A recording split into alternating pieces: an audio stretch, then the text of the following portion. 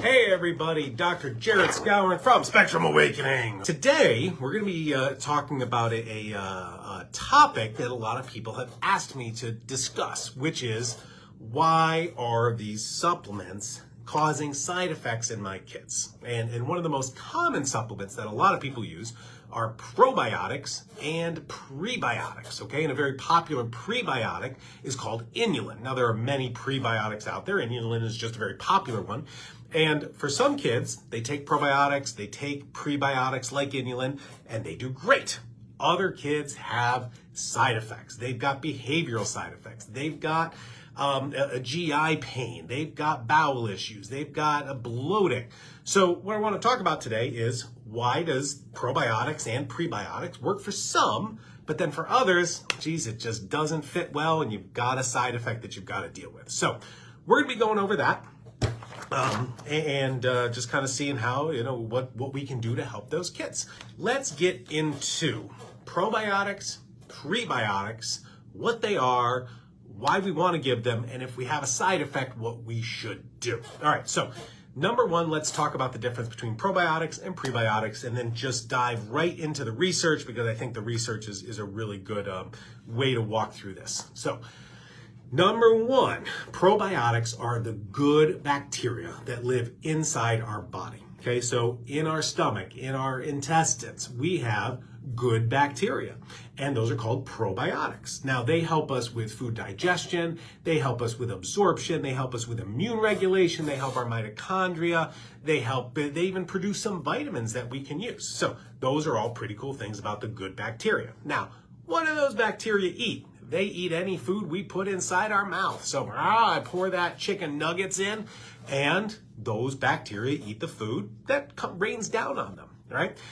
They like to eat different types of sugars. So the good bacteria like to eat healthy, complex carbs. So things like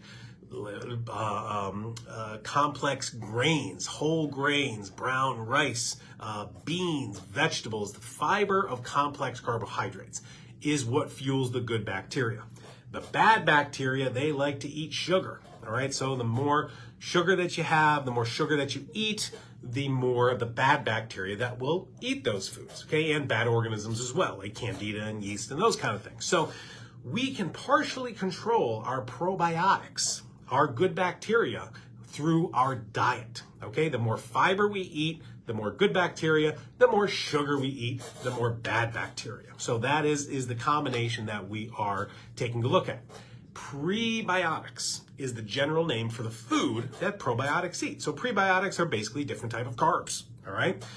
The prebiotics, excuse me, the prebiotics that the good carbs like are these complex carbs. They like fiber. So one of the more popular prebiotics that you can purchase as a supplement is Inulin. And Inulin is one type of complex carb, and there are many, many others. In fact, we have a prebiotic here. It's our Prebiotic Supreme, which includes Inulin as well as arabinogalactan, which is another wonderful, highly researched prebiotic.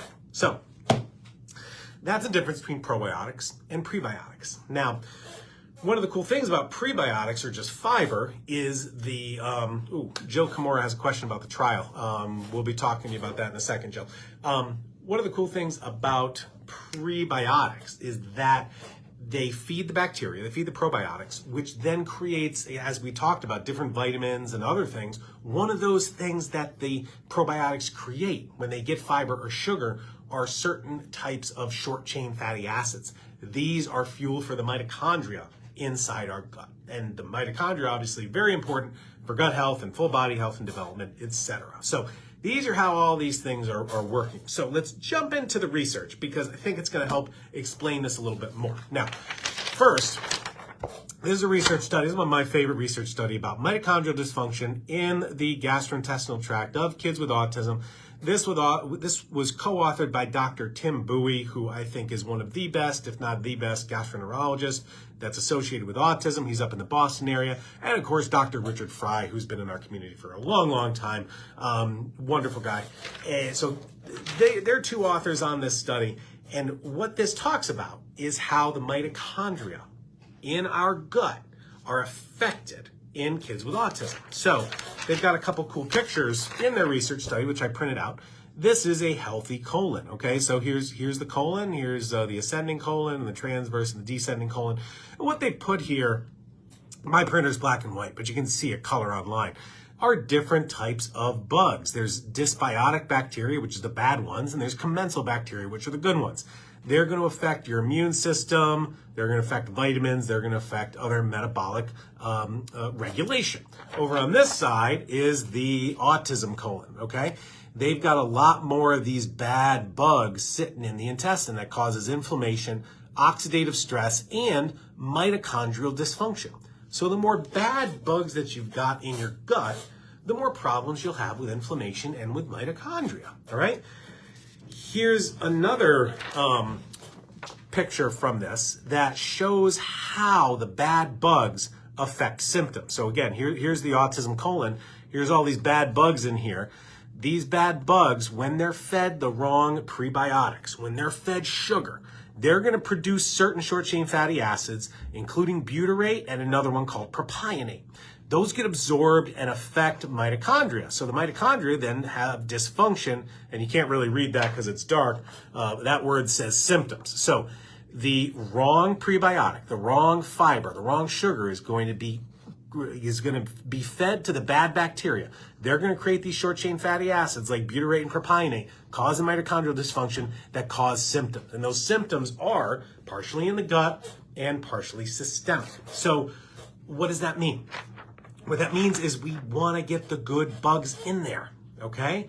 And if the good bugs are not in there, but there's more bad bugs in there, when you feed the wrong prebiotic or even the right prebiotic like inulin, the wrong bacteria will take those types of prebiotics, that type of fiber, and cause symptoms. So this is an explanation of why, if you've tried different prebiotics like inulin and had side effects, why this is happening, because the bugs are taking that inulin, creating chemicals that cause mitochondrial problems and cause symptoms, okay? Same thing can happen with probiotics. Probiotics get in there and they're gonna start shifting the different flora status, and that will cause a lot of these symptoms. So prebiotics like inulin or others and probiotics can be helpful, but they can also cause side effects in how they're affecting the mitochondria within the gut. So let's go over a few research studies here. Number one, this is the effect of probiotics and prebiotics in autism spectrum disorders. And what it says here, and again, I got to buy a new set of cheaters. Pro and prebiotics can improve mental health and psychological function in many mental disorders, including autism. So we know they can work, but again, things don't work for everybody. So the people where it's not working, why is this happening? This is a study of probiotic supplementation in children with autism. And what I've highlighted here is that the main side effect of the probiotics, okay, is gas, abdominal bloating, abdominal gassiness. Even though they do cause a reduction in other GI symptoms and a reduction of other behaviors in autism, they can cause GI pain. Kids who have more sensory processing issues feel more pain, okay? The kids, they don't like to have their nails cut. They don't like to have their hair cut. Why? They cover their ears because everything sensory-wise is loud. It's turned up to 11, okay? Same thing, if you've got GI pain and gas, that's gonna feel so much worse for our kids with sensory processing issues than a neurotypical kid. So if you give probiotics, if you give prebiotics, and they're starting to seem like they're in pain, it's because of this gassiness that they're creating, okay? Here's another study, an ameliorative effect of probiotics and prebiotics on an animal model of autism. So what I'm showing you this research study for is they take these animals, they take mice, and they create autism. Okay, and how do they create autism or autism symptoms?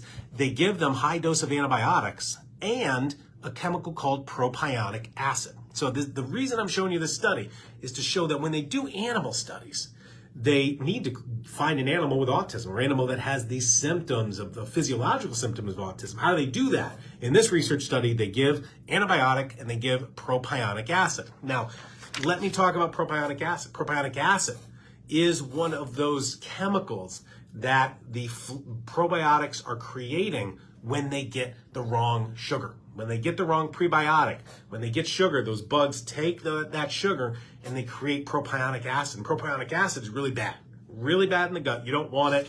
This research study, they used propionic acid along with an antibiotic to create the GI symptoms of autism, okay? You should know your propionic acid level in your child's gut. You can get that with a stool test. So here's an example of the stool test. This is the stool test from Genova. We've got this on our website. If you want to get one, it will actually measure your propionic or propionate level, as well as your butyrate level. Remember butyrate from that other picture, okay? Butyrate and propionate are these chemicals, they're called short-chain fatty acids. These are the chemicals that are affecting the mitochondria in your gut and creating symptoms. So propionate is, you don't want that. Butyrate is good. You want to make sure you have it in the right levels, but you can measure the bad propionate in your gut and other short-chain fatty acids to give you an idea of what's going on gut flora-wise and prebiotic-wise, all right? I hope this is making sense. So we've got this animal study. We gave them propionic acid to cause those GI symptoms. What this shows is they had remarkable improvements in certain levels of gut health in this animal study when they gave probiotics, okay? And again, how do we make these changes? We can make these changes by giving probiotics, by giving the right prebiotics, but you may have these side effects at the same time, all right?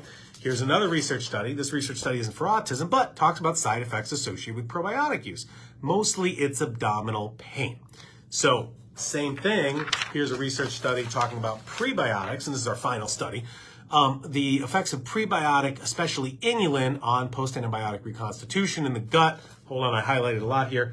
This says the supplementation of the inulin, okay? Hold on.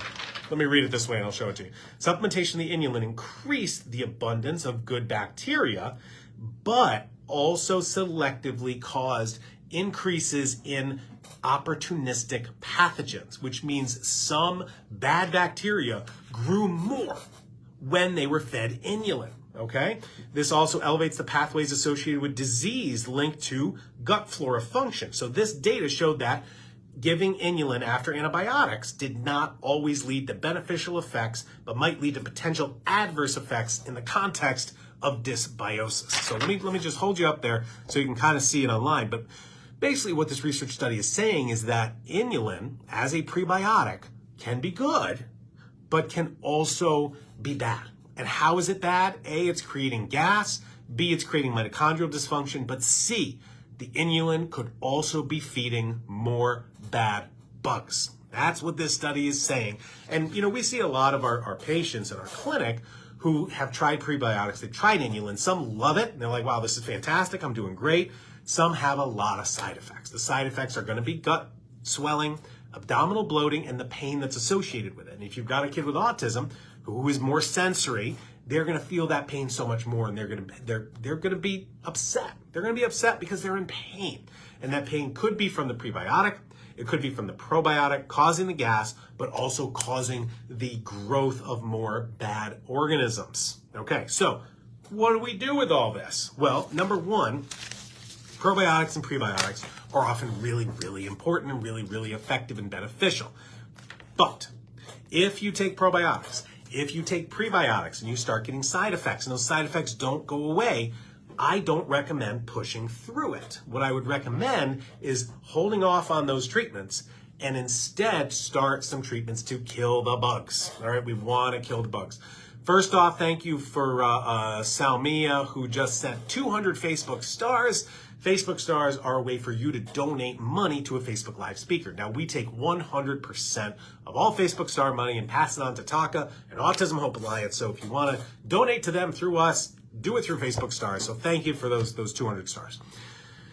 So what do we do with this? Again, if probiotics and prebiotics are causing symptoms, side effects, I would not recommend pushing through it. I would recommend killing the bad bugs that are presumably there.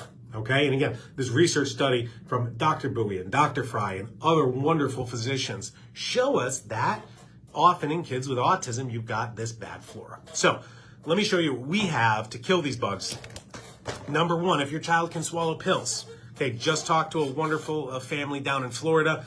They are giving their kid Paraslayer, and man, Paraslayer is cleaning out their kid's colon. You got to be able to swallow these pills though. Now, if you can't swallow pills, what do we suggest? We have a 3-part treatment plan, which includes a biofilm enzyme. We call it the yeast mold biofilm. It includes an herbal to kill the bugs. Now, we have grapefruit seed extract for people who like, sour, kind of orange juice kind of things. We also have an essential oil called No More Mr. Fun Guy. This is a combination of oregano, ginger, and fennel. That'll knock some bugs out too. And then you often get, this side effects of die-off side effects. You want to add a binder. You can add clay. You can add charcoal. We have a chlorella binder called the yeast mold binder. So we give this 3 combo to many of our kids who can't swallow pills. You can open the pills and mix them in. If you can swallow pills, you can just take this one Paraslayer. This actually has the enzyme and the herbs and the binder all together in one. So you can just take one of these if you can swallow pills, or you take that other bundle that kind of combines those things for you. So again, I would recommend if you take probiotics and prebiotics, which help many people, but if you're going to get a side effect and you have this GI pain, you have behavior problems, I would pause that, kill the bugs, then you can work back in the probiotics and the prebiotics, all right? Also, to show you what we have as an option, we have a new shelf-stable probiotic. So our gut reset now is shelf-stable, means you can leave, don't have to put it in the freezer or the fridge. You just leave it on your counter. And of course, we do have our prebiotic, which is a combination of inulin, which is great. It's got 1,000 milligrams of inulin, as well as arabinogalactan, which is another wonderful, well-researched prebiotic. And for those kids who have leaky gut, we have a leaky gut powder called the Gut Immune Axis. This does have an ingredient from shellfish, so if you're allergic to shellfish, can't have this stuff, but if you want to help with leaky gut, that can help a lot. So that's a good little kind of review. Why do probiotics and prebiotics cause problems in my kid? Because again, not everything works for everybody. This is very, this is a spectrum of presentations, a spectrum of kids. You want to do what works for your kid. Good time for us to talk about. That's why everything we have at Spectrum Awakening has a 30-day return policy. You try this stuff, it doesn't work, your kid doesn't like the taste, send it back for a refund, all right? We want you to try what works. That's why we've got this return policy. You try something and it works, great, awesome.